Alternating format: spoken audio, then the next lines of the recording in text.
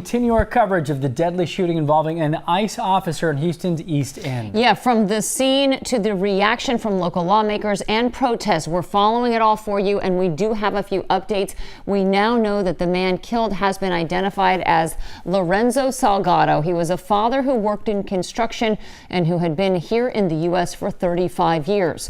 The news comes as we continue our team coverage this morning with our KHOU covering the protest, Jalissa Garza following latest reaction from local lawmakers and Mexico's president. We'll get to Jalissa Garza in just a second, but first we want to send things over to KHOU with more on the hundreds of people who showed up to raise their voice for Lorenzo. Okay, KHOU, the community is looking for more answers.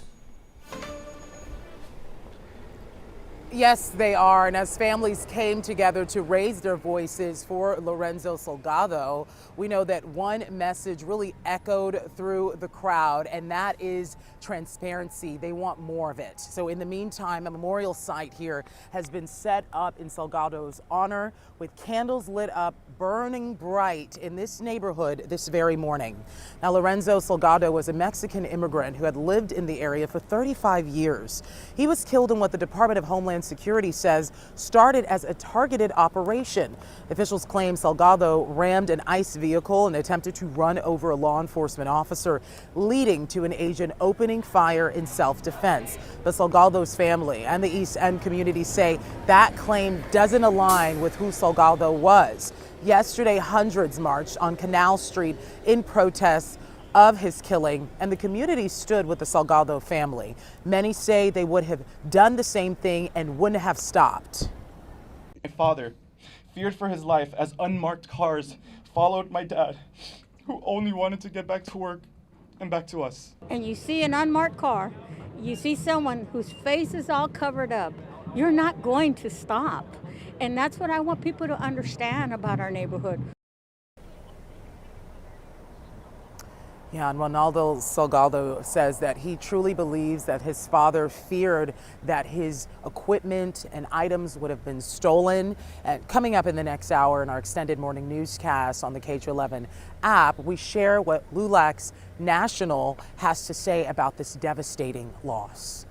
We'll send it back to you all in the studio. All right, KHOU, our coverage continues now with KHOU 11's Jalissa Garza. Yeah, she's following what elected leaders say they're doing next to try to get answers. And Jalissa, this case is getting attention beyond Houston, even beyond the United States. Yeah, Alona, that's right. Mexico's President Claudia Sheinbaum now saying her government is preparing legal measures after the deadly shooting. Now, take a look at your screen. Do want to show you some video. You can see there Sheinbaum spoke about the case during her daily news conference Wednesday. She said Mexico cannot allow what she called the mistreatment of Mexican citizens in the United States. Her comments come as local and congressional leaders here in Houston are also pushing for answers, like Congresswoman Sylvia Garcia, who represents the district where this happened. This is exactly why Democrats have been demanding real reforms in ICE. We need independent investigations. We need body cameras, clear identification, no mask, and an end to paramilitary style immigration enforcement in our streets.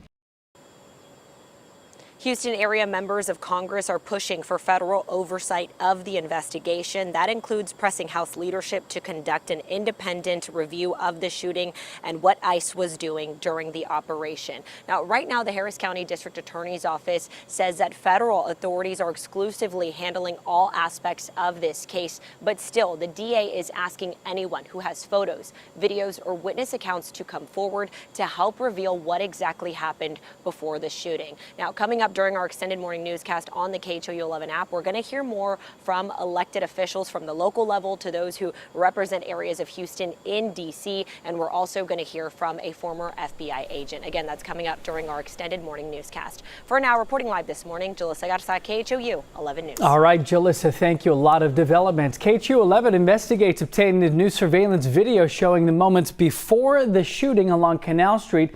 The camera is here on a building pointed west down Canal Street. If you look through the trees in the surveillance video, you're going to be able to see what happened. This is the area where it started. Here's the camera over here. Here's where we're going to have a look. You're going to be able to see the white construction van going east toward the camera before an unmarked ICE car appears to try to force him over. You can see Salgado here making a U-turn. There it is right there. The white van makes the U-turn as you're going to see the unmarked car here in black trying to force the car going the opposite direction. Now this is right before Salgado is ultimately shot. You're going to see the SUV pull over. Here's a closer look in front of the van after the truck passes by. Salgado makes the U-turn. He reverses for a moment. He heads west. And then you see the ICE car, the black one, making a three-point turn to follow him. Alona, shortly after that U-turn, that's when agents opened fire on Salgado. Okay, certainly giving us a better look of what we have at this point, Jacob. Meantime, the Harris County District Attorney wants anyone with video or witness accounts to please come forward if you have anything else to share here. Congressman Christian Menefee says gathering that evidence is critical to a thorough investigation. What would make you deem this investigation credible? They have shown their agency to be radicalized, and we need to make sure that a thorough investigation is conducted. That means going out to find out if there's any type of video camera footage that can be brought forth to the public. Talking to every single person who had their eyes on the entire interaction to be able to get the different perspectives as to what happened, and not just taking the word of an agency that has killed people across this country. Everyone looking for video that shows the whole thing. For continuing coverage of the developing story, you can visit KHOU.com or download the KHOU 11 app. You're going to find a full news conference with the victims' family, activists, lawmakers, and others, plus reaction from Harris County DA Sean Tier, and also a profile of Mr. Salgado Araujo.